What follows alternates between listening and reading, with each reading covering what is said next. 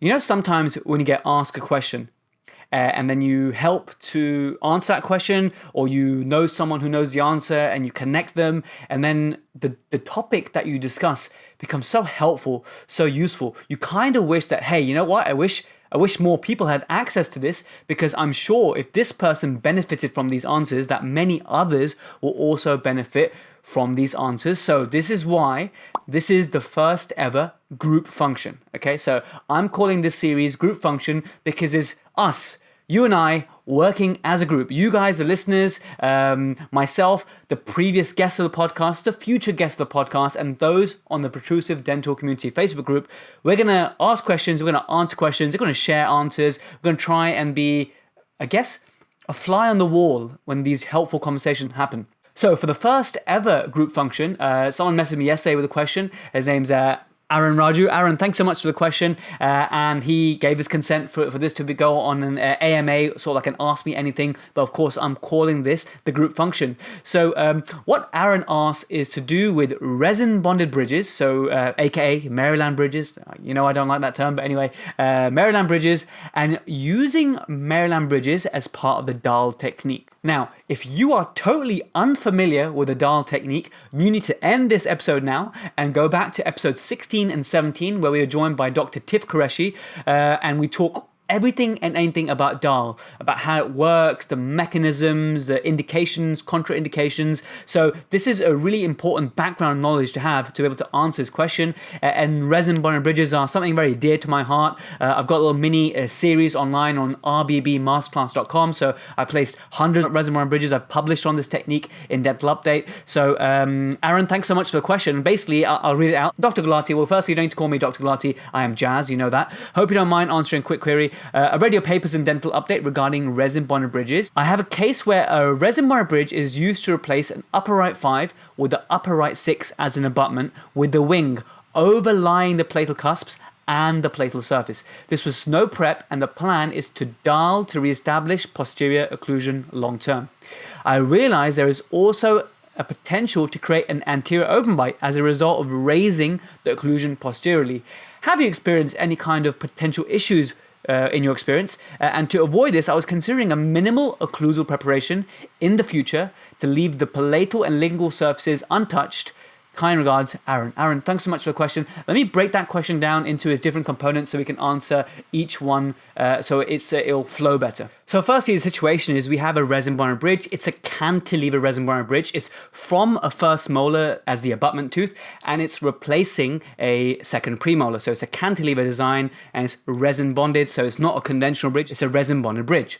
Now, the question is, when we overlie onto the occlusal surface, so half of the occlusal, let's call it the palatal half of the occlusal surface. Now, this is a good thing to do generally because you're maximizing the surface area that you're covering of the abutment, which is really important for resin bonded bridges, because innately they don't have much retention form. They're relying heavily on the bonding. So it's good. It's a good thing to do. And also the other benefit of covering over the half the occlusal surface is, if you put any pressure or force down the long axis of the pontic, so the upper right 5 pontic, okay, you put some forces up the tooth as you're chewing some food, okay, then forces will be acting on the bridge abutment. And what the occlusal element of the abutment brings is that it allows your cement lute to be in compression, compared to if you didn't cover the occlusal and you only had the palatal surface. The wing classic used to see this design quite a bit, and they were not so successful, is because when the patient now chews and they've got a food bolus on their second premolar and they bite together, now what's happening is that shear stress and tensile forces are acting on that cement lute, and then eventually this can debond. But by having the occlusal component, it's allowing it to be in compressive stress, which it can handle much better. So it's always a good thing to do where you can. Now, the issue is, if you've got someone with a perfectly well interlocking, interdigitated posterior occlusion, then you don't have space, right? So your options are A, you prep 0.7 millimeters, and you definitely don't want to get into dentine because that really reduces the bond strength, but you should be able to do it. But nowadays you want to be minimally invasive. So this is why some people like to use the Dahl technique, i.e. do not do any prep or very minimal prep, and have your technician make the resin bonded bridge abutment in supra occlusion. So you bond it on, you cement it on, and now when the patient bites together, because you didn't make the space for it, you're open everywhere else. You're not biting anywhere else except onto the abutment of the upper right six.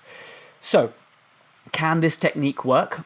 Yes, it can. So I'm just going to, for those people who are watching, obviously those who are listening, I'll be able to describe it. For those people who are watching, I'm going to put some still images from my Resin Bonded Bridge online course, and this will help to drive the sort of vision home as well, and the explanation will be clearer. Using the Dahl technique as part of Resin Bonded Bridge to replace a tooth is something I did a lot of in hospital, both when I worked at Guy's Hospital and at Sheffield Hospital on the restorative department for the young people post-orthodontic around about anywhere from age 15, 16, up to, even their 20s, we did this a lot. We didn't prep, and we just bonded these resin bonded bridges in super occlusion, and they would sort themselves out. Okay, over time, you would get the posterior over eruption or dental-alveolar compensation. So this image, for those watching, is that the teeth are apart. It hasn't settled.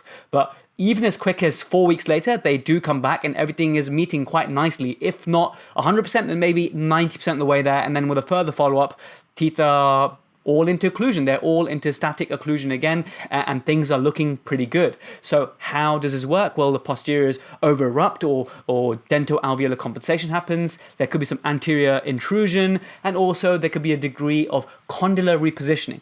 And all these and any of these things can be happening at the same time. So it does work, but you have to pick your battles. And as now work in private practice, I tell you, I don't do a lot of this anymore. I'm very, very selective about which cases I do this for. So let's talk about some contraindications. So the real world advice is, firstly, all the principles of Dahl, you have to also apply it to doing Dahl on a resin bonded bridge, because Dahl traditionally nowadays, when we do it, we do some anterior bonding for someone who's got localized anterior tooth wear, and then we allow the several teeth contacting at the front only, and then allowing Dahl to work its magic, condylar repositioning, anterior intrusion, posterior eruption, and then eventually everything is settled, right? And this is fairly predictable, especially in a younger patient. But with the resin bonded bridge, unless you're doing like a long span anterior resin bonded bridge, like in the situation that Aaron just spoke about, we're Dahling of just one tooth, okay? That's pretty extreme, right? So all of the patient's contacts, all the chewing will be on the upper right six. Everything else will be open. Is this a good thing to do? Well, I think Aaron told me the patient's about 27, so yes, fairly young, and that should be fine, but are there any risks? Now, before we come on to the risks, there are some things that apply universally with Dahl, like, for example, avoid Dahling anyone with an anterior open bite, because, hey, if they were receptive or susceptible to anterior over eruption and whatnot, and intrusion, then their own anterior open bite would have sorted itself out already, right, through eruptive forces, but it hasn't. So avoid AOBs, avoid intracapsular disorders with TMJ, do it on people you like and trust, because it's kind of something that you may be seeing them over again for if it doesn't go to plan. Avoid severe tooth wear, because they probably need a full mouth rehabilitation. As Tiff says, Dahl is very much reserved for interceptive, like when it's not too late, when you can do some edge bonding, and you can recycle these as you go along. So every 8 to 10 years, do it again, and really it's a great way to keep someone going. But if they've lost too much tooth structure, or if they've got posterior wear, significant posterior wear, that's not a Dahl patient, that's a rehab patient. You also want to avoid it in someone with a reduced periodontium. So imagine this patient that Aaron spoke of, obviously 27, unlikely to have severe perio problems, but if the upper right six was periodontally compromised, then really there's a fine line between doing a Dahl and just putting something at increased risk of occlusal trauma. So you have to be careful with the reduced periodontium, and of course age is significant, so the younger you are, the more predictable it's supposed to be. And one more thing, that if you ever do a Dahl, always think about the axial contacts, like where are the contacts happening, and if the opposing tooth is having the contact along the long axis or not. So you don't want teeth to splay and flare out. You try and want to design everything in your wax up and your planning to allow all the forces go up the long axis of a tooth. So Aaron, let's actually answer your question. It's totally okay to do this, but I don't do it so much because it's annoying for the patient. And if they've got a perfect, well interlocked, interdigitated occlusion already, a little bit of prep for them to have a new tooth is not the end of the world. okay, and that you can still stay in enamel for that 0.7 millimeters thickness.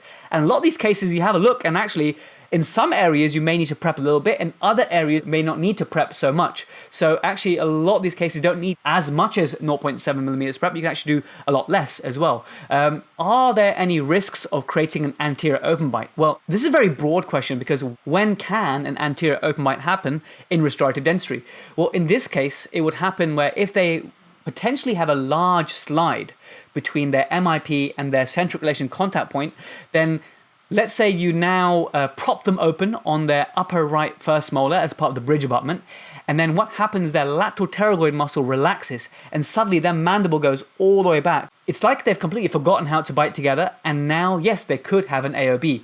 How can you screen for this? Well, you need to check, where is their centric relation contact point position?